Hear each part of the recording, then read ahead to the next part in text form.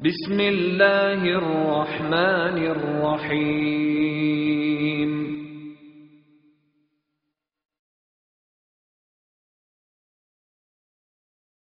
مركز العلوم والحكم للدعوة والإرشاد.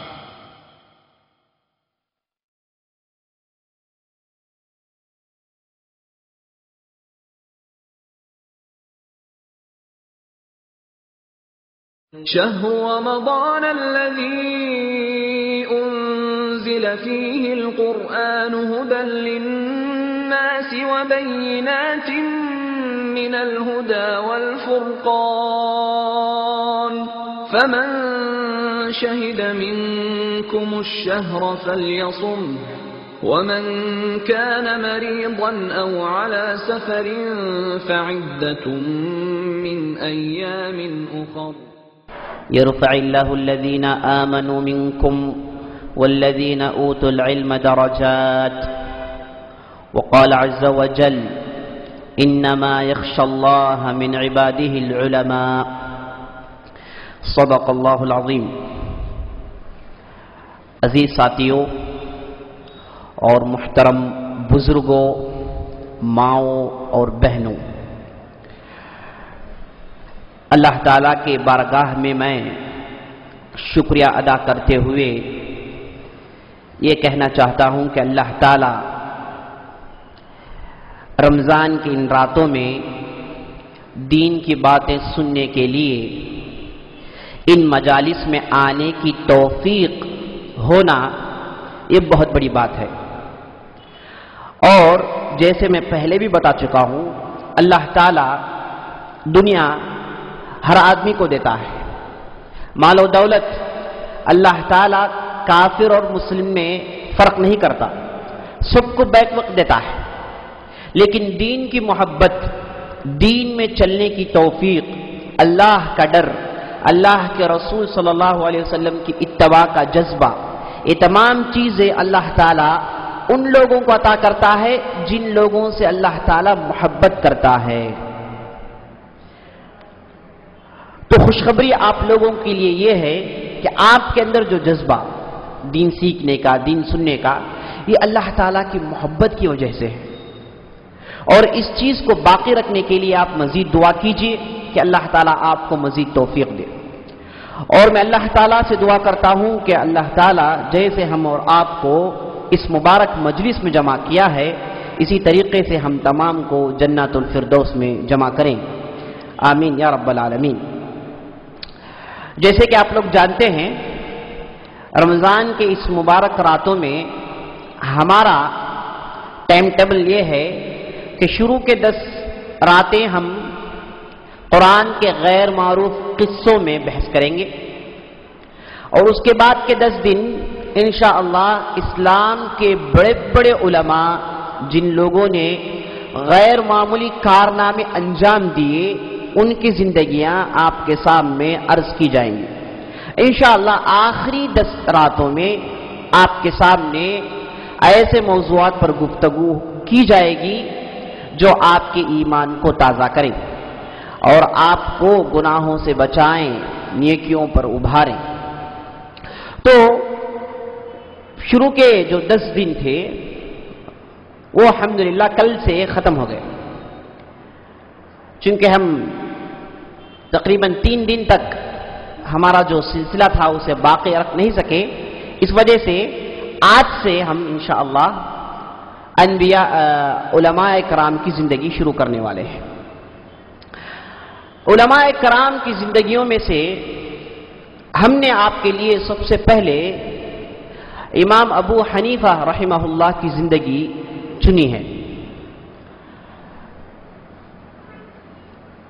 امام ابو حنیفہ، امام مالک، امام شافعی، امام احمد بن حنبل، یہ 4 ایسے ائمہ ہیں جو سارے دنیا میں مشہور ہیں. اس وجہ سے ہم شروع کے 4 راتیں ان چاروں کی زندگیاں سنیں گے. یہ 4 ائمہ کیا ہیں؟ یہ 4 مذاہب کیا ہیں؟ یہ سوال عام طور پر لوگوں کے ذہن میں پیدا ہوتا ہے. अल्लाह की किताब मौजूद है, नबी सल्लल्लाहु अलैहि वसल्लम के हदीस मौजूद हैं। ये दोनों चीजों में हमारे लिए हर मसले के लिए डायरेक्शंस, हिदायत मिल सकते हैं। लेकिन ये मज़ाहिब की जरूरत क्या है? और हम अपने मुआशरे में देखते हैं, हनफी हैं, शाफी हैं, आप दुनिया के दूसरे हिस्से में जाएंगे तो आप मालिकी को देखेंगे, नॉर्थ अफ्रीका चले जाएंगे तो वहां मालिकी मजहब है, और उसके बाद सऊदी अरब चले जाएंगे, और दूसरे इलाके जैसे कतर, बहरैन है, वहां पर जाएंगे तो आपको हम्बली मजहब नजर आएगा। ये मज़ाहिब की जरूरत क्या है? क्यों शुरू हुए? इसके पीछे क्या तारीख है? ये ऐसा मौजू है, इसके लिए सुनने वाले को ढेर सारे मालूमात होनी चाहिए। ये ऐसा मौजू है जो इस्लामिक कॉलेजेस में, इस्लामिक यूनिवर्सिटीज में सालों पढ़ाया जाता है। तो हम आपके सामने ये तमाम बहसें नहीं करेंगे, बल्कि मुख्तसर तौर पर आपको ये बताना चाहेंगे कि किताब व सुन्नत मौजूद है, लेकिन बाज ऐसे मसाइल पेश आते हैं जिसमें आपको डायरेक्ट हिदायत किताब व सुन्नत में नहीं मिलते। ढेर सारे मसाइल हैं। मिसाल के तौर पर ये माइक का इस्तेमाल करना, कंक्रीट बिल्डिंग्स में बैठना, फैनों का इस्तेमाल करना, ट्यूबलाइट्स, एसीज, इन चीजों का इस्तेमाल करना, या तो फिर नए अजीब व गरीब मसाइल जो नबी सल्लल्लाहु अलैहि वसल्लम के जमाने में पेश नहीं आए, जैसे एक बच्चा मां के पेट में 2 साल रहा, 2 साल तक बाहर नहीं आया, या फिर ऐसे मसाइल कि एक आदमी ना वो मर्द है ना औरत में शुमार है, इसके ताल्लुक से मसाइल, ऐसे मसाइल नबी सल्लल्लाहु अलैहि वसल्लम के जमाने में पेश नहीं आए।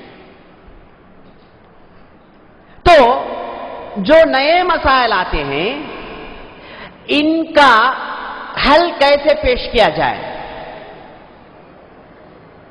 बस समझ में आई? ऐसे मसाइल जो नबी सल्लल्लाहु अलैहि वसल्लम के जमाने में पेश नहीं आए, बाद के जमाने में पेश आए, उन मसाइल का हल कौन देगा? अगर आपसे पूछा जाए कि भाई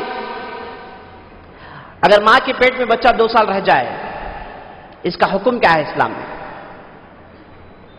आपको किताब व सुन्नत में नहीं मिलेंगे। नबी सल्लल्लाहु अलैहि वसल्लम की जिंदगी में कभी ऐसा वाकया पेश नहीं आया, नबी सल्लल्लाहु अलैहि वसल्लम ने कभी इस ताल्लुक से फतवा नहीं दिया। तो ये एक मिसाल है। इस तरीके से ढेर सारे ऐसे मसाइल हैं जो क्या हैं, सारे आलम इस्लामी में रोजमर्रा पेश आते हैं। तो इन मसाइल का हल कैसे दिया जाए? तो यह मसाइल का हल कौन दे, किसकी जिम्मेदारी है?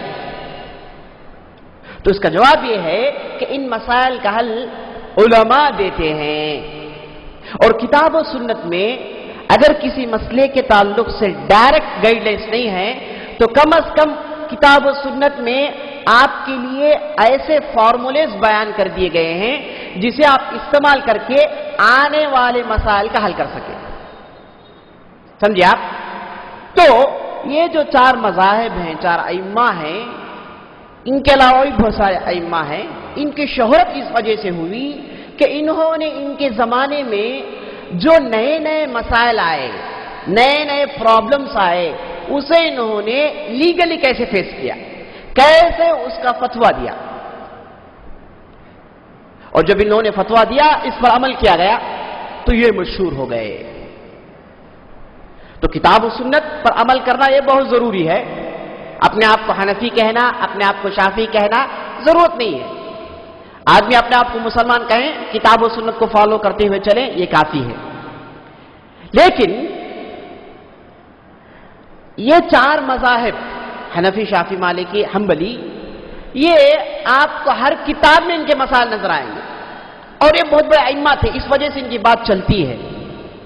और खास तौर पर इनके फतवे जो किताब और सुन्नत में नहीं है, इन लोगों ने किताब और सुन्नत को इस्तेमाल करके जो मसाइल का हल दिया है, उसे वो लोगों ने जमा किया किताबों की शक्ल में। سمجھے آپ؟ تو ان 4 مذاہب میں سب سے مشہور مذہب حنفی مذہب ہے. حنفی مذہب کیا ہے؟ ہندوستان میں، پاکستان، سری لنکا، یا پھر یہ بھی کہہ سکتے ہیں آپ تقریباً 75% مسلمان ساری دنیا میں. کتنے فیصد؟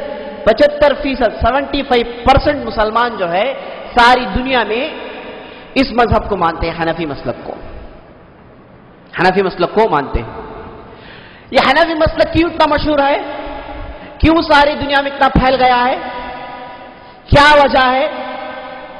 یہ انشاءاللہ ہم سنیں گے. میں پہلے ہی بتا دیتا ہوں کہ آدمی کے لیے کسی ایک مذہب کو ماننا ضروری نہیں. وہ کتاب و سنت کو مانے اور کتاب و سنت کے علماء سے فتوا لے اور اس کے مطابق عمل کرے، بس ہے. لیکن یہ مذاہب کا مسئلہ ایسا ہے جس کا تعلق اہل علم سے، وہ پڑھتے ہیں جی، وہ اس کے ماہر ہوتے ہیں، وہ مسائل کو سمجھتے ہیں. میں اس وجہ سے یہ مسئلے میں چھیڑ رہا ہوں کہ آج ہمارا جو موضوع ہے وہ امام ابو حنیفہ سے تعلق ہے، اور ان کی شہرت، ان کی بڑائی، ان کی عظمت اس وجہ سے ہے کہ یہ دنیا کے سب سے پہلے امام تھے جنہوں نے فقہی مسائل میں بہترین حل پیش کیے، اور انہوں نے سب سے پہلے تمام فقہی مسائل کو، فقہی مسائل سے مراد طلاق کے مسائل، نکاح کے مسائل، نمازوں کے مسائل، وضو کے مسائل، طہارت کے مسائل، یہ جو مسائل آپ سنتے ہیں یہ سب سے پہلے جمع کرنے والے امام ابو حنیفہ تھے. تو اس وجہ سے ان کی اتنی شہرت ہے. اور جیسے بتایا میں، سارے عالم اسلامی میں تقریباً 75% لوگ اسی مذہب کو مانتے ہیں.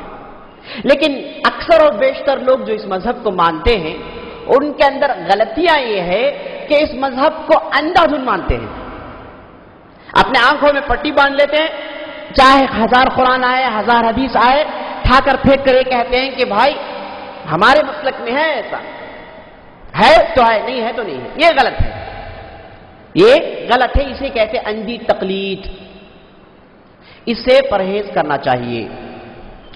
تو بتا یہ رہا تھا میں، امام ابو حنیفہ رحمہ اللہ کا جو مسلک رہا ہے یہ ساری دنیا میں مشہور تھا، اور جیسے بتایا میں بہت منتشر اور بہت وسیع پیمانے میں اسے مانا گیا. تو یہاں پر آ کے امام ابو حنیفہ کی شہرت بڑی. جب ہم امام ابو حنیفہ کی زندگی پڑھتے ہیں تو ہم کو معلوم ہوتا ہے کہ اللہ تعالیٰ نے ان کو اتنی شہرت 2 چیزوں کی وجہ سے دی. ان کی شہرت جو ہے 2 چیزوں کی وجہ سے تھی. ایک، اللہ تعالیٰ نے ان کو غیر معمولی ذہن اور غیر معمولی علم دے رکھا تھا.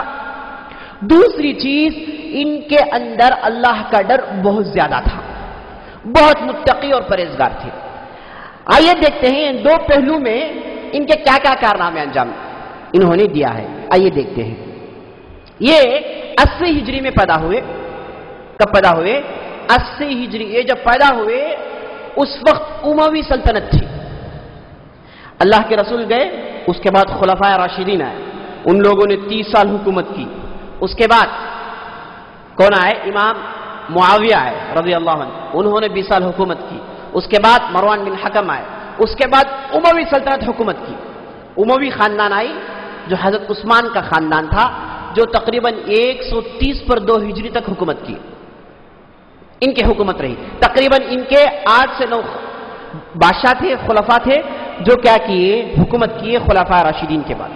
تو جب امام ابو حنیفہ پیدا ہوئے اس وقت دور اموی دور تھا، اور خاص طور پر اس وقت کا بادشاہ جس کا نام تھا یزید الناقص.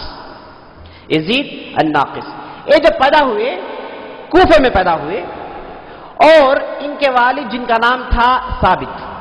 امام ابو حنیفہ کا لقب ابو حنیفہ ہے، نام ان کا نعمان بن ثابت. نام کیا ہے؟ نعمان بن ثابت بن زبطی. یہ ان کے جو والد تھے جن کا نام ثابت تھا، یہ حضرت علی کے خاص شاکر تھے. ان کے حضرت علی رضی اللہ عنہ کے. اور ان کے ہاتھوں میں انہوں نے کیا کیا؟ ڈھیر سارا علم حاصل کیا.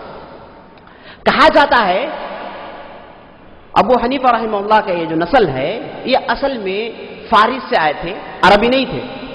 امام ابو حنیفہ خالصتاً عربی نہیں تھے، بلکہ ان کا تعلق فارسی ممالک سے تھا اور یہ فارس تھے.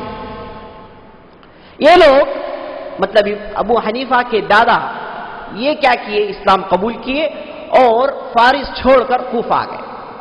کوفہ اور بصرہ یہ دو ایسے بستیاں ہیں جسے حضرت عمر نے آباد کی. کوفہ اور بصرہ بغداد کے قریب دو بستیاں ہیں.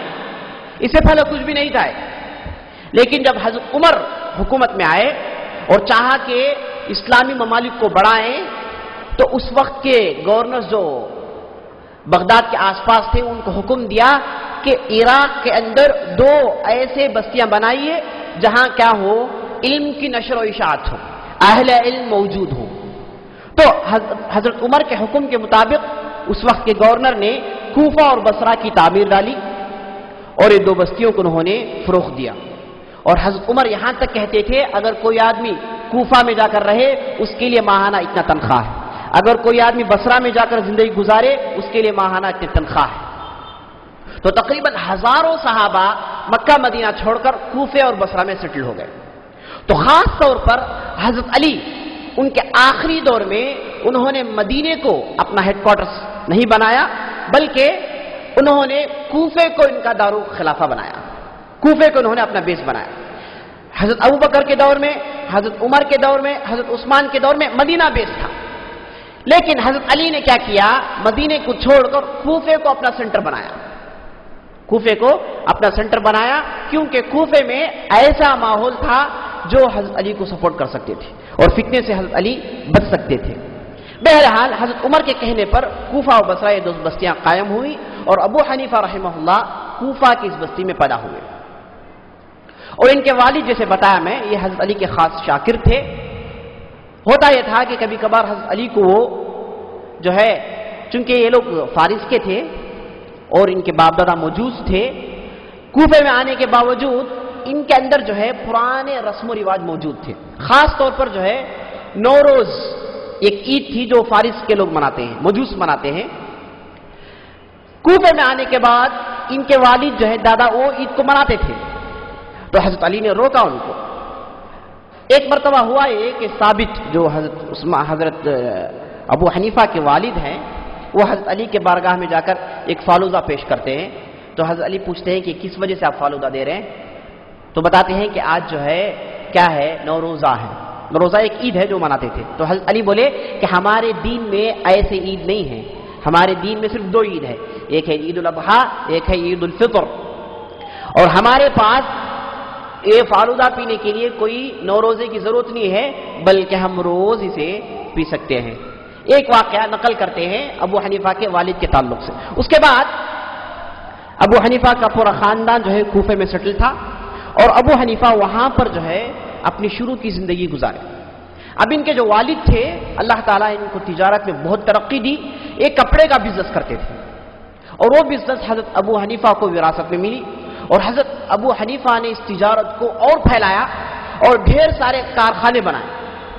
کم عمر کے ہیں، 18 سال کے ہیں، لیکن بہت بڑا بزنس دیکھ رہے ہیں.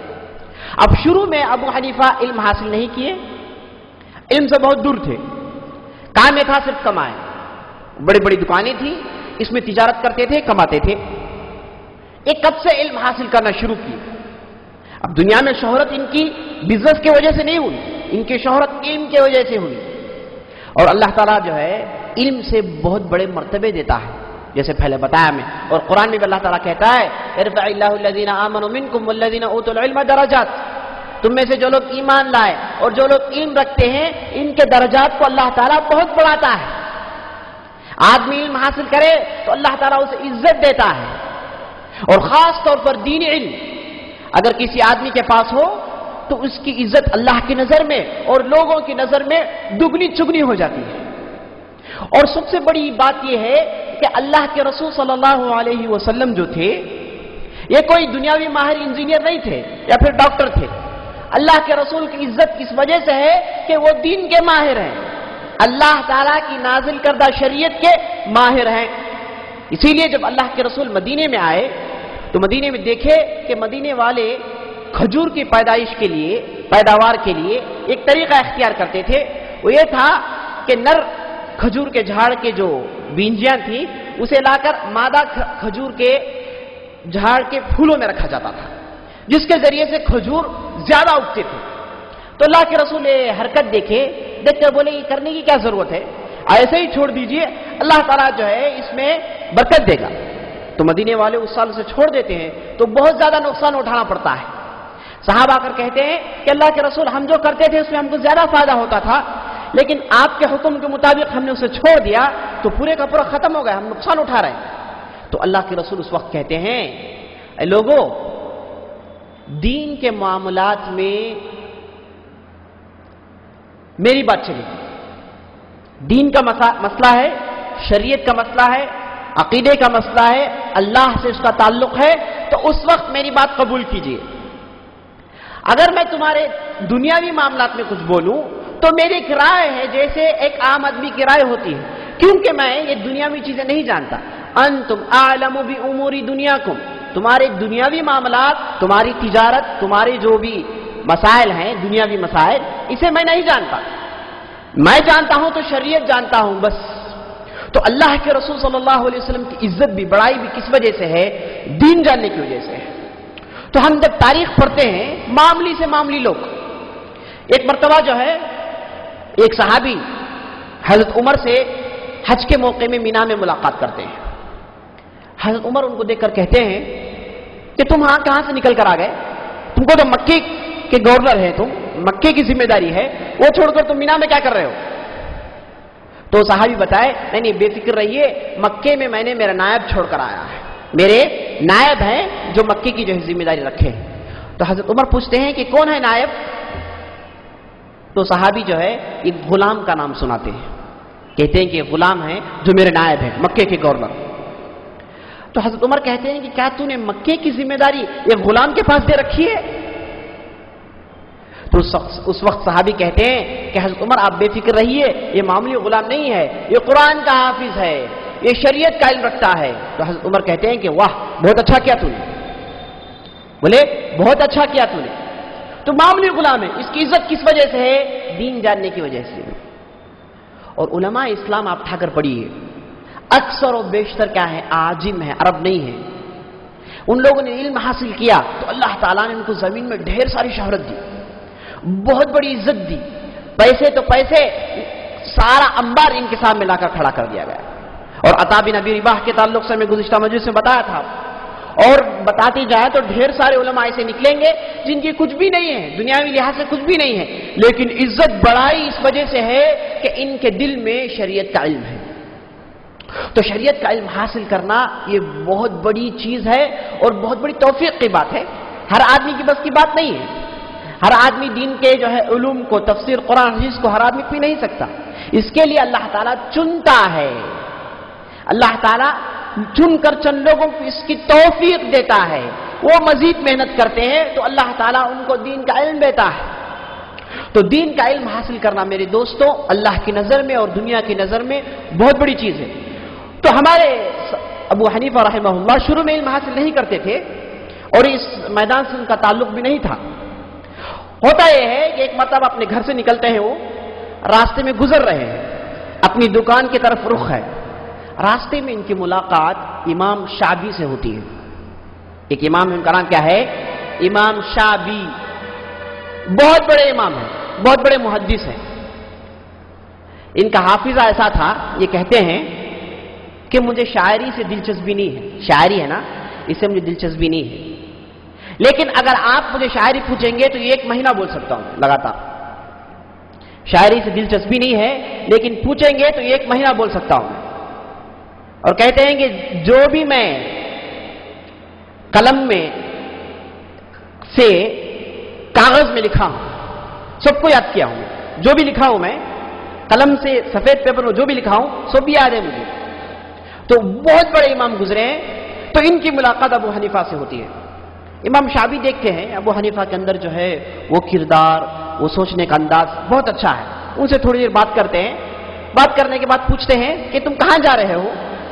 ابو حنیفہ کہتے ہیں کہ میں میری دکان کو جا رہا ہوں۔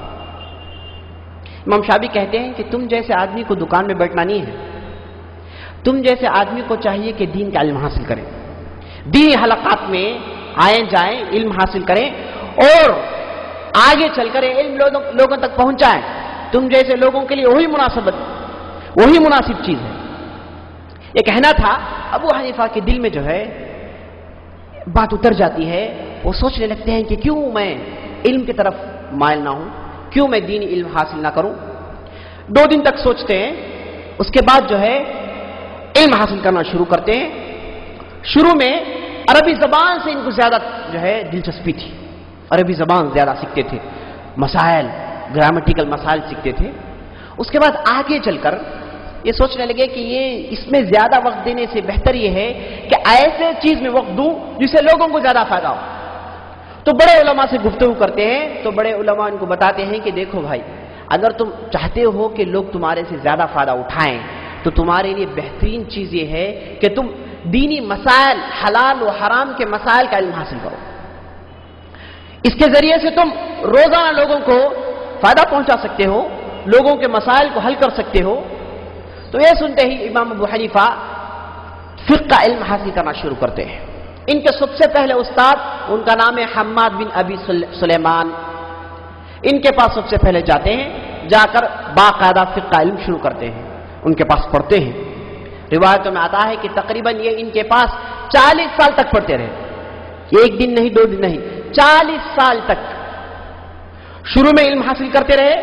ایک مدت کے بعد یہ سوچ آیا کہ کیوں نہ میں الگ درس دوں، کیوں نہ میں جو ہے الگ مجلس قائم کروں۔ یہ سوچ رہے تھے، ہوا ایک مرتبہ امام حماد جو ہے ان کے استاد، ان کے کوئی رشتہ دار گزرنے کی وجہ سے کوفہ چھوڑ کر کسی دوسری بستی کو چلے جاتے ہیں 2 مہینے کے لیے۔ تو 2 مہینے تک امام ابو حنیفہ جو ہے مسجد میں بیٹھ کر درس دیتے رہے۔ تو ان کو ڈھیر سارے مسائل ان کے سامنے آئے، تقریباً 60 مسائل آئے، جو انہوں نے کیا کیا، اپنے جو ہے کتاب و سنت کو استعمال کر کے اپنے رائے کے مطابق فتوے دیے۔ جب 2 مہینے کے بعد ان کے استاد آئے، ان کے سامنے 60 مسائل پیش کیے۔ استاد نے جو ہے کہا کہ آپ کے 40 مسائل صحیح ہیں، 20 مسائل غلط ہیں۔ تو ابو حنیفہ کو بہت رنج ہوا، بولے کہ جب تک حماد زندہ ہے میں ان کا شاگرد بن کر رہوں گا، جب تک وہ زندہ ہے میں انہی کی جو ہے شاگردگی میں زندگی گزاروں گا۔ تو تقریباً 40 سال تک حماد بن ابی سلیمان کے پاس ابو حنیفہ علم حاصل کرتے رہے۔ ابو حنیفہ کی خصوصیت، رحمہ اللہ کی خصوصیت دوسرے علماء سے اس وجہ سے ہے کہ یہ فقہ بانی تھے۔ اب آپ اسلام اٹھا کر دیکھیں گے، اسلام میں ڈھیر سارے علوم ہیں، تفسیر ہے، تاریخ ہے، حدیث ہے، اس کے بعد جو ہے سیرت ہے، نحو ہے، ڈھیر سارے علوم ہیں۔ اس میں ایک علم ہے جس کا نام فقہ۔ یہ فقہ کے سب سے پہلے بانی تھے ابو حنیفہ رحمہ اللہ۔ انہوں نے ان مسائل کو جمع کیا، اس سے پہلے کوئی جمایا نہیں تھا۔ مسائل نبی صلی اللہ علیہ وسلم جب تھے، صحابہ ان سے سن کر مسائل سیکھتے تھے، اور اس کے بعد جب نبی صلی اللہ علیہ وسلم چلے گئے تو صحابہ نے آنے والے جنریشن کو سکھائے، ڈھیر سارے مسائل سکھائے، اس کے بعد آنے والے، اس کے بعد لوگوں کو سکھائے۔ تو یہ پورا علم زبانی منتقل ہوتا رہا، لوگ سنتے تھے اور زبانی دوسروں کو سکھاتے تھے، لیکن کبھی بھی یہ تمام علم کو کتاب کی شکل میں جمایا نہیں گیا۔ اور خاص طور پر ابو حنیفہ کے دور میں ہوا یہ کہ اسلام بڑی تیزی سے پھیلتا گیا۔ ابو حنیفہ کے دور میں اسپین اسلام میں داخل ہوا، پورا کا پورا اسپین، اور نارتھ افریقہ کے ڈھیر سارے ممالک، موراکو، الجزائر، یہ سب جو ہے انہی کے دور میں اسلام میں آئے، اور اس طرف چائنا، کابل، افغانستان انہی کے دور میں اسلام کے اندر داخل ہوئے۔ تو یہ پورے لوگ جب اسلام قبول کیے تو ڈھیر سارے نئے نئے مسائل پیش آ گئے جو اس سے پہلے نہیں تھا، اس سے پہلے والے علماء اس سے مانوس نہیں تھے۔ تو ابو حنیفہ کیا کیے، ان کی جو خاص خصوصیتیں تھی کہ انہوں نے پورے مسائل کو لکھ کر جمع کیا، کتاب کی شکل میں جمع کی، اس سے پہلے کوئی جمع نہیں کیا۔ ہاں، اس سے پہلے احادیث کو جمع کیا گیا تھا، امام زہری نے چند احادیث کو جمع کیے کتاب کی شکل میں، لیکن فقہی مسائل، روزمرہ پیش آنے والے مسائل، اسے کتاب کی شکل میں کوئی نہیں جمع کیا۔ سب سے پہلے جمع کرنے والے کون تھے؟ امام ابو حنیفہ رحمہ اللہ تھے۔ اچھا، ایک کتاب انہوں نے کیوں جمع کی، اس کے پیچھے علماء قصہ نقل کرتے ہیں۔ وہ قصہ یہ ہے کہ ایک آدمی کوفہ کے قاضی کے پاس گیا، جا کر آدمی بولا کہ بھائی میں حمام کو گیا تھا. اس زمانے میں حمام کیسے ہوتے ہیں؟ نہانے کی جگہیں عام ہوتی, پبلک میں اسے باندھ دیا جاتا تھا, لوگ جاتے پیسے دیتے, حمام استعمال کرتے, نہا دھو کر باہر آتا. اس زمانے میں یہی طریقہ تھا. تو یہ دو آدمی گئے حمام کو.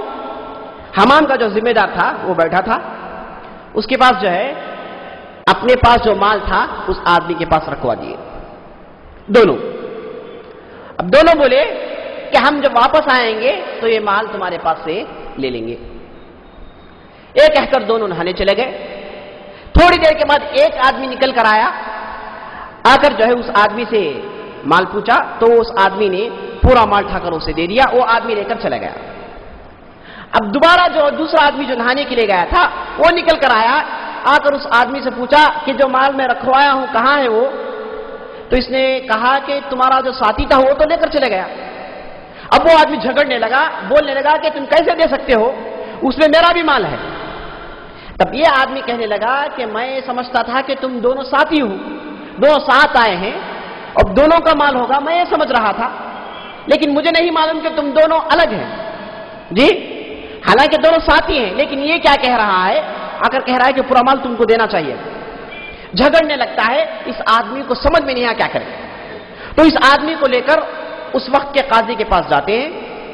اب وہ قاضی فیصلہ سناتا ہے کہ جو حمام کا جو ذمہ دار ہے اسے وہ مال کسی نہ کسی صورت میں واپس کرنا ہے, کیونکہ مال اس کے پاس رکھوائے تھے. اب اسے مال واپس کرنا ہے کیونکہ آدمی کھڑا ہے. اب جو چلا گیا کچھ بھی نہیں کر سکتے.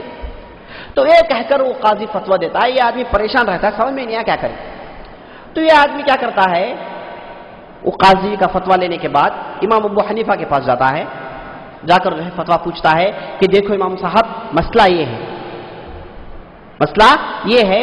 اب قاضی نے فتویٰ یہ دے دیا ہے کہ یہ مال مجھے دینا چاہیے, میرے پاس کہاں ہے مال؟ تو ابو حنیفہ رحمہ اللہ بولے, دیکھیے ذہن دیکھیے, بولے کہ اب جو آدمی جو دوسرا آیا تھا آ کر مال مانگا تو تم نے اسے کیا کہا؟ یہ آدمی بولا کہ نہیں میرے پاس تو مال نہیں ہے. اچھا وہ آدمی کیا کہنے لگا؟ وہ آدمی یہ کہنے لگا کہ ہم دونوں مل کر لا کر مال دیے. جی تو تجھ کو چاہیے تھا کہ دونوں کو مال واپس دے, ایک آدمی کو کیوں دیا تھا؟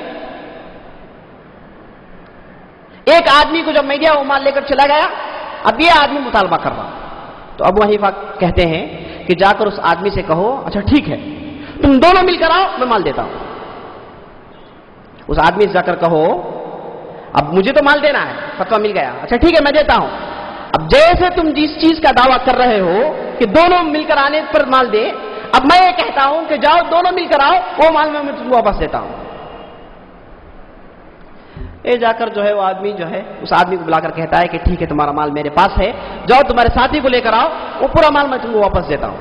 وہ آدمی کہنے لگا کیسے کیسے دو گے تم, کہاں سے مل گیا مال تم کو؟ وہ تمہاری فکر چھوڑو.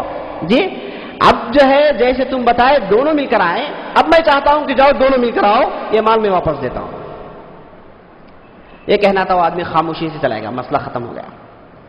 تو یہ مسئلہ ہونے کے بعد ابو حنیفہ کو جو ہے یہ سوچ آنے لگی کہ دیکھیے وقت کے قاضی ہیں لیکن ایسے فتوے دے رہے ہیں کہ وقت کے چیزوں کے مطابق نہیں ہے, غلط غلط فتوے ہیں. اور چونکہ ابو حنیفہ بہت مشہور ہو گئے تھے, اتنی شہرت تھی, اور خاص طور پر یہ جو ہے حرمین کو کثرت سے جایا کرتے تھے, مکہ مدینہ کثرت سے جایا کرتے تھے. اور مکہ مدینہ میں جب بھی جاتے ان کے دروس ہوتے تھے, ان کے تقاریر ہوتے تھے, سارے عالم کے لوگ ان کے جو ہے مجلس میں بیٹھتے تھے. اور کئی مرتبہ ایسا ہوا کہ مکے میں جب درس دیتے تھے تو مجمع اتنا بھر جاتا کہ لوگوں کو طواف کرنے میں دقت ہو جاتی تھی, اتنا مجمع جمع ہو جاتا ابو حنیفہ کے مجالس میں. اور ساری دنیا مشہور ہو گئے تھے, اور ساری دنیا سے ان کے پاس جو ہے فتوے آنے لگے کہ امام صاحب اس تعلق سے آپ کیا کہتے ہیں, اس تعلق سے کیا کہتے ہیں. تو یہ سوچنے لگے کہ یہ مسائل کا حل کیسے دیں, کیسے کریں.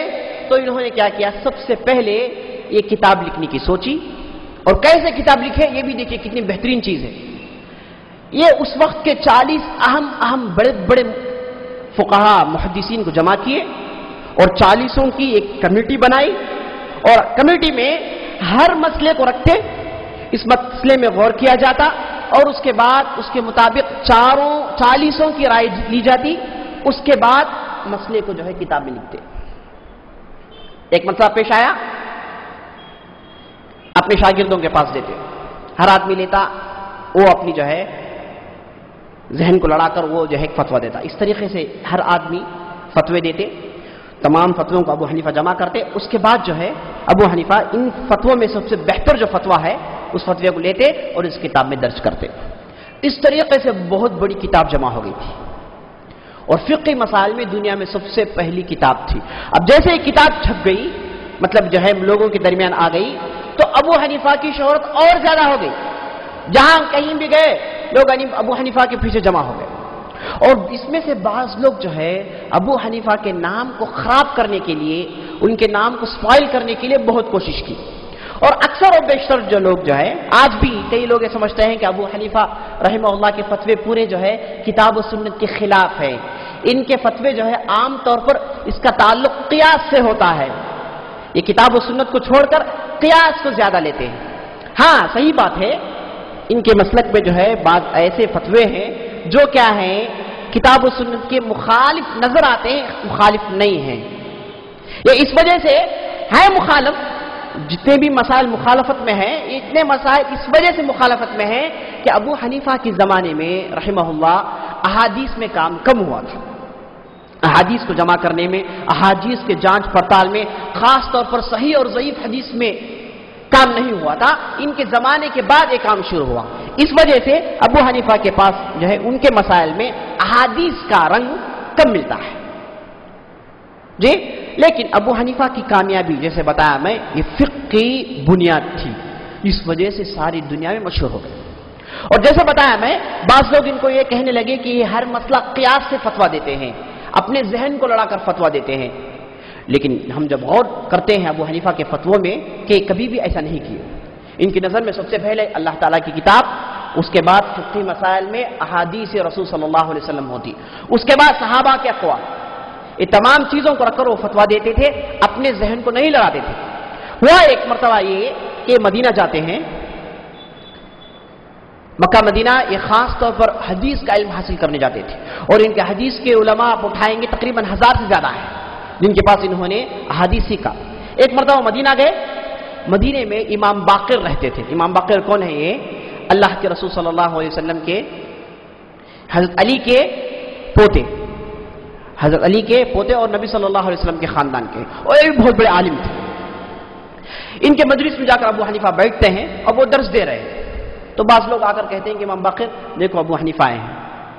اب امام باقر کو معلوم ہے کہ ابو حنیفہ جو ہے ان کے مسائل عام طور پر یہ اپنے رائے سے فتویٰ دیتے ہیں. تو درس دینے کے بعد ابو حنیفہ کو بلاتے ہیں، بلا کر امام باقر کہتے ہیں کہ کیا تو وہ آدمی ہے جو ہمارے دادا کے احادیث کو چھوڑ کر اپنے رائے سے فتویٰ دیتا ہے؟ مطلب کون اپنے دادا؟ یعنی نبی صلی اللہ علیہ وسلم کے احادیث کو چھوڑ کر تو اپنے رائے سے فتویٰ دیتا ہے؟ کیا تو وہی آدمی ہے؟ تو یہ سننا تھا. ابو حنیفہ کو غصہ آ جاتا ہے اور غم میں پڑ جاتے ہیں. اور اس کے بعد جو ہے امام باقر کو کہتے ہیں کہ نہیں مولوی صاحب، مسئلہ ویسا نہیں ہے، مسئلہ ایسا ہے بول کے ان سے بحث شروع کرتے ہیں. بحث دیکھیے کتنی بہتر ہے. ابو حنیفہ یہ ثابت کرنا چاہتے ہیں کہ میں قیاس سے کام نہیں لیتا، بلکہ میرے نظر میں کتاب و سنت سب سے آگے ہے. امام باقر سے پوچھتے ہیں کہ آپ بتائیے مرد طاقتور ہے یا پھر عورت طاقتور ہے؟ امام باقر کہتے ہیں کہ مرد طاقتور ہے. اچھا، اب شریعت میں میراث کا مسئلہ ایسا ہے کہ مرد کے لیے 2 حصے، عورت کے لیے 1 حصہ. اسلام میں میراث کا تقسیم ایسا ہے، انہیریٹنس کی تقسیم ایسی ہے کہ مرد کے لیے 2 حصے، عورت کے لیے 1 حصہ. لیکن آج کیا ہے، دنیا میں کیا چل رہا ہے، عورت مرد ایکول، دونوں کو 1 حصے ملنے چاہیے، دونوں کو آدھا آدھا ملنا چاہیے. آج کے ذہن کے مطابق یہ بالکل غلط ہے. کیوں غلط ہے؟ غلط اس وجہ سے ہے کہ مرد کی ذمہ داریاں ہوتی ہیں، وہ ڈھیر ساری ذمہ داریاں دیکھتا ہے. وہ بیک وقت باپ بھی ہے، بیک وقت بیٹا بھی ہے. اگر بیٹا ہے تو باپ کو پالنے کی ذمہ داری ہے، اگر باپ ہے تو بچوں کو پالنے کی ذمہ داری ہے، بیوی کو پالنے کی ذمہ داری ہے. تو مرد جو ہے ذمہ دار ہے. تو جو ذمہ دار ہے تو اسے جو ہے ایسا حق ملنا چاہیے جس کے ذریعے سے وہ اپنا ذمہ ادا کر سکے. تو تو اسلام نے کہا للذکر مثل حظ الانثیین، مرد کو 2 حصے ملیں گے، عورت کو 1 حصہ ملے گا، کیونکہ عورت کو حصہ نہیں ہے۔ اگر کوئی آدمی شادی کرتا ہے تو اس پر واجب ہے، اس پر ضروری ہے کہ وہ اپنے بیوی بچوں کو کھلائے پلائے، اگر نہیں کھلائے گا نہیں پلائے گا تو گنہگار ہے۔ یہ اسلام یہ کہتا ہے کہ جب آدمی کے پاس ذمہ داری ہے، رسپانسبلٹی ہے، تو اسے وراثت میں ایکسٹرا پیسے ملنا چاہیے۔ تو اس لیے اسلام نے یہ حکم دیا ہے کہ مرد کو 2 حصے ملیں گے، عورت کو 1 حصہ ملے گا۔ تو امام ابو حنیفہ پوچھتے ہیں کہ اگر عورت کمزور ہے تو اسے 2 حصے ملنے چاہیے، ذہن کے مطابق، قیاس کے مطابق جو کمزور ہے اسے 2 حصے ملنے چاہیے، جو طاقتور مرد ہے اسے 1 حصہ ملنا چاہیے، یہی ذہن کہتا ہے۔ بات صحیح ہے جی؟ ہے بات صحیح ہے، لیکن امام باقر صاحب میں قیاس کو ترجیح نہیں دیتا، میرے نظر میں کتاب و سنت آگے ہے، میں یہ کہتا ہوں کہ مرد کے لیے 2 حصے، عورت کے لیے 1 حصہ ہے۔ امام باقر کہتے ہیں کہ بات صحیح ہے تمہاری۔ اس کے بعد پوچھتے ہیں کہ نماز افضل ہے یا پھر روزہ افضل ہے؟ امام باقر کہتے ہیں کہ نماز افضل ہے، بہترین عبادت ہے۔ تو امام ابو حنیفہ کہتے ہیں کہ اگر عورت حیض کی حالت میں آ جائے تو وہ روزے کو قضا کرے گی، نماز کو قضا نہیں کرے گی۔ اگر حیض کی حالت میں آ جائے 7 دن 4 دن 5 دن جو بھی ہو، جب وہ پاک ہو جائے تو جو نمازیں چھوٹ گئی ہیں وہ پڑھے گی نہیں، یہ اسلام کا حکم ہے۔ 4 دن کی نمازیں چھوٹ گئی، اب 4 دن کی نمازیں نہیں پڑھے گی۔ ہاں البتہ اگر روزے چھوٹ جائیں 4، وہ کیا کرے گی؟ 4 روزے رکھے گی۔ تو عبادتوں میں افضل کون سا ہے؟ نماز ہے، تو نماز کو پڑھنا چاہیے، روزوں کو چھوڑنا چاہیے۔ لیکن میں اپنے قیاس کو جو ہے اس میں نہیں لڑاتا، بلکہ کتاب و سنت کے مطابق فتویٰ دیتا ہوں کہ عورت اگر حیض میں آ جائے تو روزے کو مکمل کرے گی، نمازوں کو چھوڑے گی۔ یہ 2 مسائل سنتے ہی امام باقر کہتے ہیں کہ آپ بالکل صحیح کہہ رہے ہیں، آپ بالکل صحیح کہہ رہے ہیں۔ تو آپ کے تعلق سے جو غلط رائے لوگوں نے قائم کر رکھا ہے وہ بالکل غلط ہے۔ اس زمانے میں بھی ان کا نام خراب کرنے کے لیے کئی لوگ تھے، اور اس زمانے میں بھی ہیں جو ان کا نام خراب کرتے ہیں۔ ایک بہت بڑے امام ہیں، ان کا نام امام اوزاعی، یہ جو ہے شام کے بہت بڑے فقیہ ہیں، بہت بڑے عالم گزرے ہیں۔ تو ان کے پاس بعض لوگ آئے، آ کر یہ کہے کہ عراق کے اندر ایک آدمی پیدا ہوا ہے، اس کا نام ہے ابو حنیفہ رحمہ اللہ، یہ بہت بڑا عقل مند آدمی ہے، ہر مسئلے کو اپنے عقل سے فتویٰ دیتا ہے۔ تو امام اوزاعی کو بہت غصہ آیا، بولنے لگے کہ کیسے جائز ہے ایک آدمی اپنے عقل سے فتویٰ دے جبکہ کتاب و سنت موجود ہے۔ تو یہ سوچ کر اب امام اوزاعی کے دل میں امام ابو حنیفہ کے تعلق سے غلط باتیں ان کے ذہن میں بڑھ گئی تھی۔ ہوا یہ کہ ایک مرتبہ امام ابو حنیفہ کے شاگرد جن کا نام تھا عبداللہ بن مبارک، بہت بڑے محدث گزرے ہیں، ایک مرتبہ امام اوزاعی سے ملاقات کرتے ہیں شام میں۔ ملاقات کرنے کے بعد امام اوزاعی پوچھتے ہیں کیا ابن مبارک آپ کوفے سے ادھر آنے کی سوچی ہے؟ کیا آپ کوفے سے آئے ہیں؟ تو امام ابن مبارک کہتے ہیں کہ ہاں میں کوفے سے آیا ہوں۔ تو امام اوزاعی کہتے ہیں کہ میں نے سنا ہے کہ کوفے کے اندر ایک آدمی پیدا ہوا ہے جس کا نام ہے ابو حنیفہ، جو اپنے عقل سے فتویٰ دیتا ہے۔ یہ کہہ کر بلا جو ایک دم جو ہے ان کے تعلق سے نقطہ چینی کرتے ہیں امام اوزاعی امام عبداللہ بن مبارک کے سامنے۔ عبداللہ بن مبارک کو غصہ آتا ہے، یہ خاص شاگرد ہے ابو حنیفہ کے، چلے جاتے ہیں۔ 2 دن کے بعد جو ہے امام اوزاعی کی خدمت میں آتے ہیں، ایک کتاب لے کر آتے ہیں، لا کر جو ہے امام اوزاعی کے پاس دیتے ہیں۔ امام اوزاعی جو ہے اذان دینے کے لیے جا رہے تھے، کتاب دے کر رک گئے۔ کتاب کھول کر دیکھے، کتاب کے اوپر نام لکھا ہوا ہے نعمان بن ثابت کے مسائل۔ کتاب کھول کر پڑھتے ہیں، پڑھتے جاتے ہیں کہ تقریباً پوری کتاب پڑھ لیتے ہیں۔ پڑھنے کے بعد بولتے ہیں کہ کتنی بہتر کتاب ہے، مسائل کو کتنی بہتر طریقے سے سمجھایا گیا ہے، کون ہے یہ آدمی؟ تو امام ابن مبارک کہتے ہیں کہ یہی ابو حنیفہ ہیں جن کے تعلق سے آپ غلط سمجھتے تھے، یہی ہیں ابو حنیفہ۔ تو امام اوزاعی کہتے ہیں کہ اچھا یہ آدمی ہے، اتنا جو ہے علم رکھنے والا ہے، تو میں جو ہے ان کو غلط سمجھ رہا تھا، تو ان کی رائے بدل دیتے ہیں۔ تو امام ابو حنیفہ جو ہے ان کی زندگی میں خاص شہرت کی وجہ یہ ہے کہ یہ فقہ کو جمع کیے، اور ڈھیر سارے مسائل ہیں، میں سمجھتا ہوں کہ وہ مسائل آپ کے سامنے پیش کیا جائے نہیں سمجھیں گے۔ میں اسی میں آگے بڑھتا ہوں. اچھا، یہ تھا امام ابو حنیفہ رحمہ اللہ کا علمی مسئلہ. اب ان کا تقوی کا یہ دیکھیے آپ، یہ کوفے میں تھے، اس وقت کے بادشاہ ان کو چاہتے تھے کہ یہ ان کا قاضی بن جائے. سب سے پہلے یزید الناقص جو اموی بادشاہ تھا امام ابو حنیفہ کو بلاتا ہے، بلا کر کہتا ہے کہ آپ کی اتنی شہرت ہے، ہم چاہتے ہیں کہ آپ ہماری حکومت کے قاضی بن جائیں. امام ابو حنیفہ کہتے ہیں کہ یہ قاضی وازی میں بن نہیں سکتا، یہ حکومتی اداروں میں، حکومتی سینٹرز میں کام نہیں کرنا چاہتا. میرے نظر میں تمہاری پوری حکومت غلط ہے. تم لوگوں نے جو بیت المال میں بال جمع کر رکھا ہے یہ ظلم سے جمع کیا ہے، اور تم لوگوں کو زمین میں حکومت کرنے کی حق نہیں ہے، کیونکہ تم لوگوں نے زبردستی حکومت چھینی ہے. حکومت کے لیے اصول یہ ہے کہ شورا کمیٹی ہو، اس میں سے بادشاہ کو چنا جائے، لیکن تم لوگوں نے، امویوں نے زمین میں حکومت چھین کر حاصل کی ہے، ڈھیر سارے لوگوں کو تم نے قتل کیا ہے، تو تمہاری حکومت میرے نظر میں حق میں نہیں ہے. یزید الناقص وقت کا بادشاہ ان کے سامنے ابو حنیفہ کی تقریر کھول کھول کر رکھ دیتے ہیں سامنے بغیر کسی ڈرے. یزید الناقص کو بہت غصہ آتا ہے اور فوراً حکم دیتا ہے کہ ابو حنیفہ کو جیل میں ڈال دیا جائے اور روزانہ ان کو 80 کوڑے مارا جائے. ابو حنیفہ جو ہے تقریباً اس حالت میں 1 سال تک روزانہ ان پر 80 کوڑے برسائے جاتے تھے، لیکن اللہ کا بندہ آخری تک یہ کہنے کے لیے تیار نہیں ہوا کہ میں تمہارا قاضی بنتا ہوں. نہیں مانے آخر تک. تقوی کا یہ عالم تھا. اور اس کے بعد ابو حنیفہ کے زمانے میں تقریباً جو ہے 130-140 ہجری میں اموی سلطنت تھی جیسے آپ جانتے ہیں. اس وقت جو ہے حکومت کے خلاف بعض لوگ اٹھ کر کھڑے ہوئے، بولے کہ یہ حکومت کو زائل کرنا چاہیے، یہ لوگ حکومت کرنے کے قابل نہیں ہیں. تو ان میں سے خاص طور پر ایک آدمی تھے جن کا نام زید بن علی، جو نبی صلی اللہ علیہ وسلم کے خاندان سے تھے. ان کا دعویٰ یہ تھا کہ حکومت کے لیے میں ہی قابل آدمی ہوں، چونکہ میں نبی صلی اللہ علیہ وسلم کے خاندان کا ہوں اور میں ہی حکومت کے قابل ہوں. ایک کہہ کر انہوں نے بہت بڑے لشکر کو جمع کیا، جمع کر کے اس وقت کے بادشاہ کے خلاف خروج کی، مطلب ریبل کیا، حکومت کو بدلانے کی مسلسل کوششیں کی.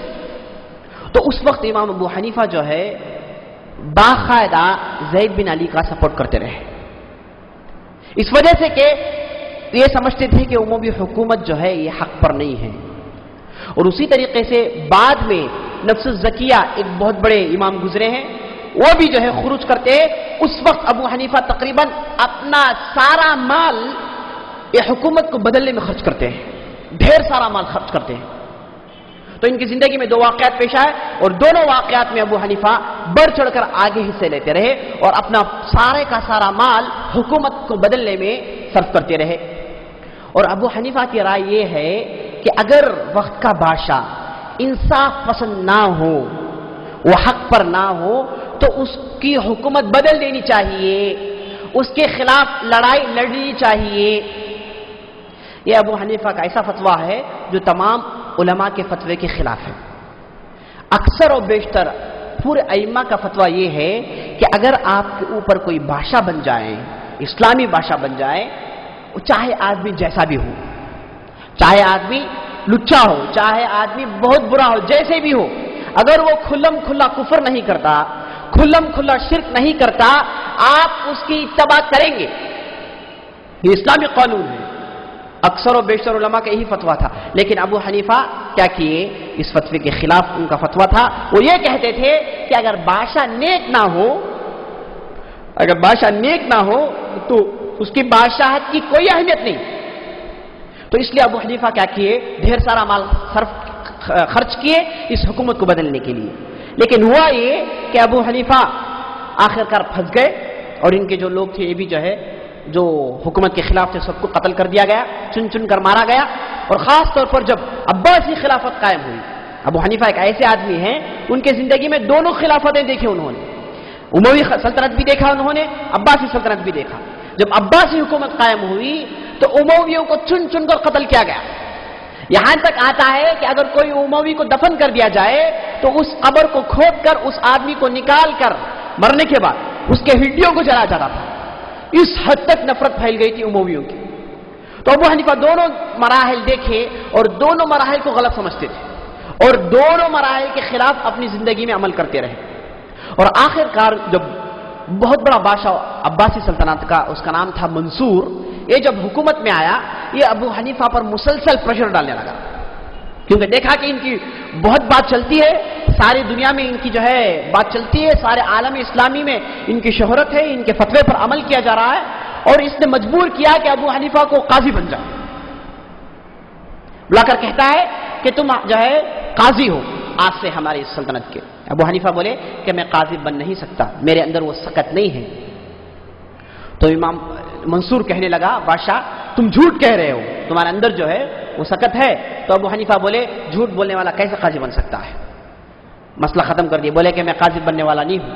اس کے بعد جو ہے بادشاہ حکم دیا کہ جاؤ ان کو جو ہے جیل میں ڈال دیا جائے، تقریباً جیل میں 80 دن رہے، اور آخر کار ان کو زہر دے کر مار دیا گیا۔ 150 ہجری میں ابو حنیفہ رحمہ اللہ کو چھپکے سے زہر دے دیا گیا کھانے میں ملا کر، اور اس کے بعد ان کو جیل خانے میں ان کا مسئلہ ختم کر دیا گیا۔ اس طریقے سے 70 سال کی زندگی انہوں نے پورے علم اور جہاد میں گزاری، اور اللہ تعالیٰ سے ہم دعا کرتے ہیں کہ اللہ تعالیٰ ان کی زندگی میں جو ہے ان کی قبر کو منور کرے، اور آخرت میں ان کو بہت بڑا مرتبہ نصیب کرے۔ ابو حنیفہ رحمہ اللہ کا تقوی، اللہ تعالیٰ سے ان کو اتنا ڈر تھا، ان کے تعلق سے امام سفیان الثوری کہتے ہیں کہ امام سفیان الثوری بہت بڑے محدث، بہت بڑے جو ہے فقیہ ہیں، وہ کہتے ہیں کہ میرے نظر میں سب سے زیادہ عبادت گزار اگر کوئی آدمی ہے تو امام ابو حنیفہ ہے۔ ان کے تعلق سے آتا ہے کہ کئی مرتبہ انہوں نے رات میں 1 رکعت میں پورا قرآن ختم کیا ہے، اور قرآن کے غیر معمولی حافظ تھے۔ ایک مرتبہ ایک آدمی آ کر امام ابو حنیفہ کے پاس بولا ابو حنیفہ آپ کو چاہیے کہ مسائل میں آپ اللہ سے ڈریں، آپ ایسے ایسے فتوے دیتے ہیں جو کیا ہے معلوم ہوتا ہے کہ آپ اللہ سے ڈرے بغیر فتوے دیتے ہیں۔ تو ابو حنیفہ کا چہرہ سرخ ہو جاتا ہے، رونے لگتے ہیں، کہتے ہیں ایسے لوگ ہیں تو ہم بھی اچھے رہیں گے، ایسے لوگ موجود ہوں جو ہم کو بار بار اللہ تعالیٰ سے ڈرائیں تو ہم بھی کیا ہے نیک زندگی گزار سکتے ہیں۔ ایک مرتبہ ان کی دکان میں ان کے کام والے نے کہا کہ اللہ تعالیٰ آپ کو جنت دے، بات میں کہا کہ اللہ تعالیٰ آپ کو جنت دے، تو امام ابو حنیفہ کا چہرہ سرخ ہو گیا، اور جو ہے دکان سے باہر نکل گئے، اور جو ہے ایک دن کے بعد دوسرے دن آئے، آ کر ان کے جو ہے غلام کو دیکھ کر کہنے لگے کہ اللہ تعالیٰ ہم جیسے لوگوں کو جنت کہاں دے گا، ہم جو ہے کب جنت کے مستحق ہیں، ہماری تو خواہش یہ ہے کہ ہم جہنم سے بچ جائیں، جنت نہیں چاہیے جہنم سے بچ جائیں۔ اور حضرت عمر کا بھی قول آپ نے سنا ہوگا، حضرت عمر کہتے ہیں کہ اگر قیامت کے دن اللہ تعالیٰ تمام لوگوں کو معاف کر دے اور یہ کہیں کہ ایک آدمی ہے جسے میں نے معاف نہیں کیا، تو حضرت عمر کہتے ہیں کہ میں سوچوں گا کہ وہ ایک آدمی میں ہوں۔ اگر اللہ تعالیٰ قیامت کے دن یہ کہیں کہ میں سب کو جہنم میں ڈال دیا سوائے ایک آدمی کے، تو میں سوچوں گا کہ وہ ایک آدمی میں ہوں۔ تو اس طریقے سے تقوی کا عالم تھا، اور تجارت میں اتنی دیانتداری، اتنی صداقت تھی کہ حرام مال سے اتنا بچتے تھے کہ لوگ ان کو دیکھ کر کہتے تھے کہ آخر آپ اتنی تکلیف کیوں کرتے ہیں۔ ایک مرتبہ ایک عورت ان کے پاس آئی، ڈھیر سارا جو ہے کپڑا لے کر آئی، لا کر جو ہے ابو حنیفہ کے پاس کہنے لگی کہ کپڑا لے لو، مجھے کچھ پیسے دے دو۔ ابو حنیفہ پوچھے کہ یہ کپڑے کا تجھے کتنا چاہیے؟ عورت بولی کہ آپ مجھے 100 درہم دے دیں گے تو بڑی بات ہے۔ ابو حنیفہ لیے اس کپڑے کو دیکھ کر بولے کہ ماں جی یہ کپڑا جو ہے 500 درہم کے قیمت کا ہے، تم 100 درہم کیوں پوچھتی ہو؟ 500 درہم اٹھا کر دیتے ہیں۔ اس طریقے سے ان کی زندگی میں آپ پڑھیں گے تو ڈھیر سارے اللہ تعالیٰ کے سے ڈر کر کئی واقعات ان کی زندگی میں گزرے ہیں۔ اس کے علاوہ یہ خاص طور پر غصے کو پینے والے تھے، ان کے پاس خاص صفت جو یہ تھی، بڑے حلیم تھے۔ ایک مرتبہ مسجد خیف میں مینا میں درس دے رہے تھے، ایک آدمی اٹھ کر جو ہے ایک فتویٰ پوچھا، فتوے کا جواب دی۔ ایک دوسرا آدمی اٹھ کر بولا کہ آپ کا فتویٰ حسن البصری کے فتوے کے خلاف جاتا ہے۔ تو امام ابو حنیفہ بولے حسن بصری کا فتویٰ غلط ہے۔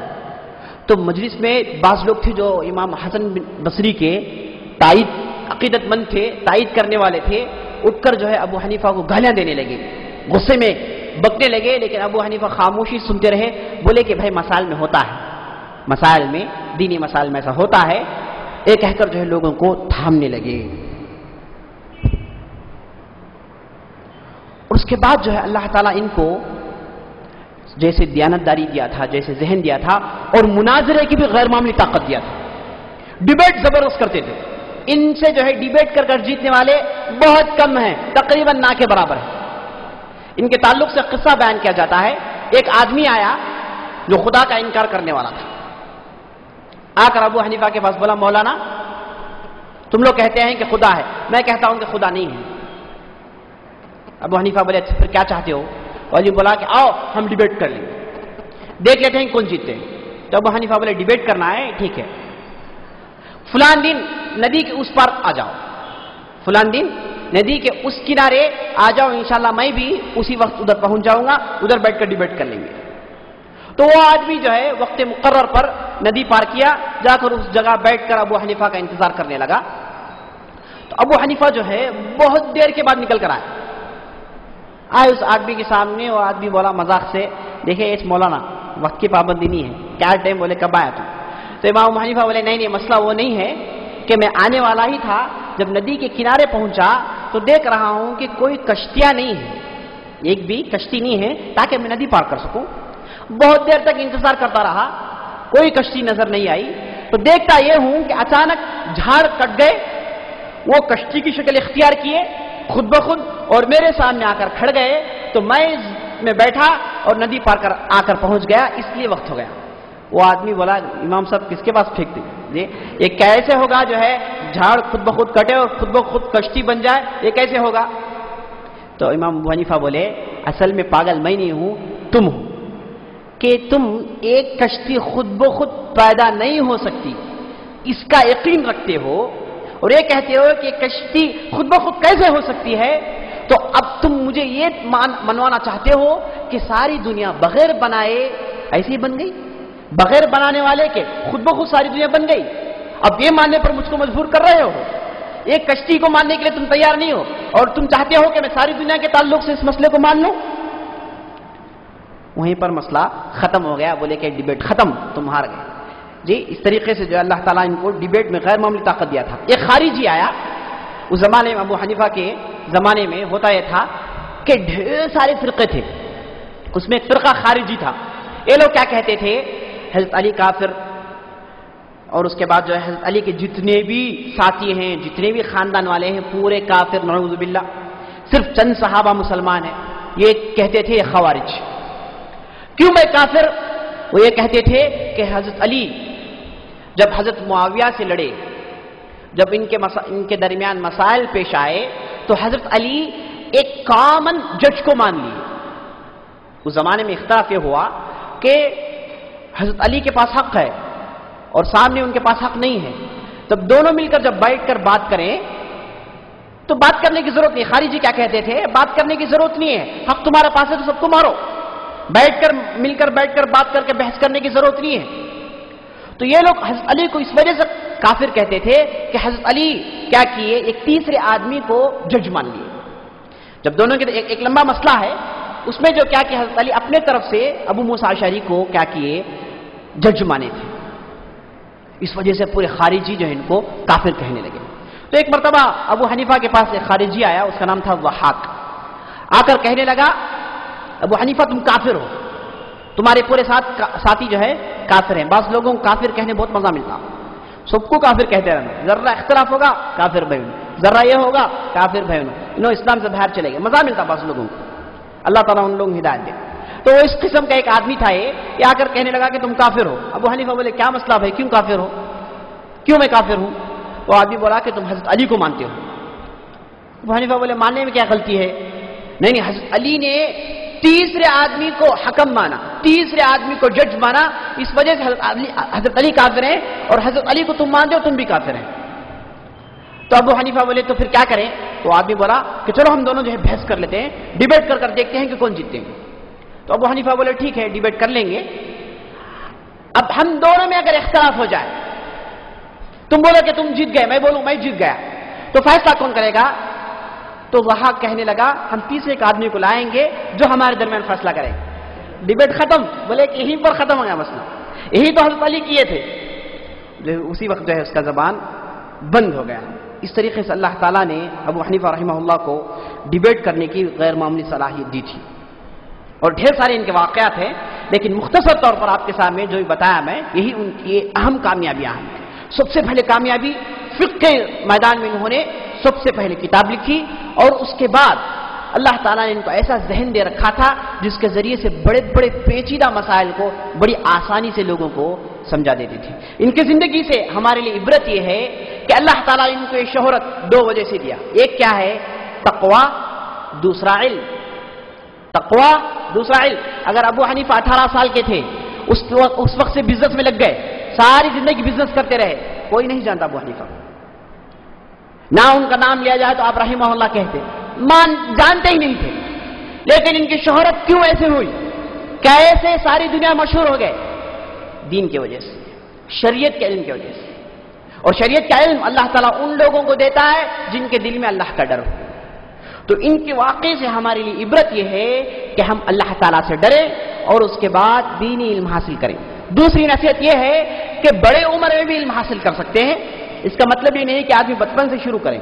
آدمی ایک مدت گزار دیا ہے، اس کے بعد اس علم حاصل کرنے کی جو ہے شوق آئی تو آدمی علم حاصل کر سکتا ہے. اور دینی علم ایسی چیز ہے میرے دوستو، ہر لمحہ اس میں ثواب ہے، ہر حرکت، ہر بولی ثواب. دوسرے کوئی مسئلہ، کوئی ایسی عبادت نہیں جو آپ کو ہر حرکت میں ثواب ملے. لیکن دین کا مسئلہ ایسا ہے کہ آپ بیٹھ کر سن رہے ہیں، نیند آ رہی ہے پھر بھی سن رہے ہیں، پریشانی ہو رہی ہے پھر بھی سن رہے ہیں، جی عمل کرنے کی کوشش کر رہے ہیں. ہر لمحے میں آپ کے لیے ثواب ہے. تو دین کا علم حاصل کرنا ہے بہت بڑا مرتبے کے قابل ہے. بڑی عمر میں علم حاصل کر سکتے ہیں. علم میں عمر کی کوئی قید نہیں ہے. اور تیسرے عبرت ان کی زندگی سے یہ ہے کہ آدمی حق بولے. آپ نے دیکھا وقت کے بادشاہ کے سامنے حق بولنے کے لیے نہیں رک رہے، حق بول رہے ہیں اور حق اپنے طرف سے دلیل سے ثابت کر رہے ہیں. اور جو چیز حق مان لیے اس میں اڑ گئے. بعض لوگ حق کہنے کے تعلق سے یہ سمجھ گئے کہ حق کیا ہے، بڑے بے ادبی سے بولے. حق کیا ہے کہ یہ سمجھتے ہیں کہ حق کو جو ہے بے ادبی سے بولے. حق ہے نہیں میرے پاس، میں دب کو بولنا، بے ادبی سے بولتا ہوں. یہ سب کو گئے گھر میں، سب کو جو بھی جو ہے درگاہ پرست ہے ان کو سب کو کافر بول دیے، جو بھی درگاہ جاتے ہیں کافر بول دیے، سب کے درمیان کھڑے جھگڑا شروع کر دیے. نہیں. حق کہنے کا مطلب یہ ہے کہ آپ پورے ادب کے ساتھ، جو بھی اسلام آپ کو ادب سکھایا ہے اس ادب کے ساتھ حق بولیں، اور حق بولنے کے بعد اس کے مطابق عمل کریں. حق بولنے پر کترائے نہیں. حق بولنے کی وجہ سے یہ نہیں سمجھ لیں کہ حق کو کیسے بھی بول سکتے ہیں. نہیں، حق کو بولیں اس کے اسلوب کے ساتھ، اس کے طریقے کے ساتھ. اور بھی جو ہے ان کی زندگی میں ہمارے لیے، اور خاص طور پر نصیحت یہ ہے کہ یہ بزنس مین تھے، تاجر تھے، اور اس کے ساتھ ساتھ علم حاصل کرتے تھے. یہ مسجد میں درس دے رہے ہیں لیکن ان کی تجارت چل رہی ہے. درس دینے کے بعد تجارت میں جا کر بیٹھتے تھے، اور تجارت میں جتنا بھی مال آتا تھا اس میں کا آدھا حصہ علم کی نشر و اشاعت پر صرف کرتے تھے.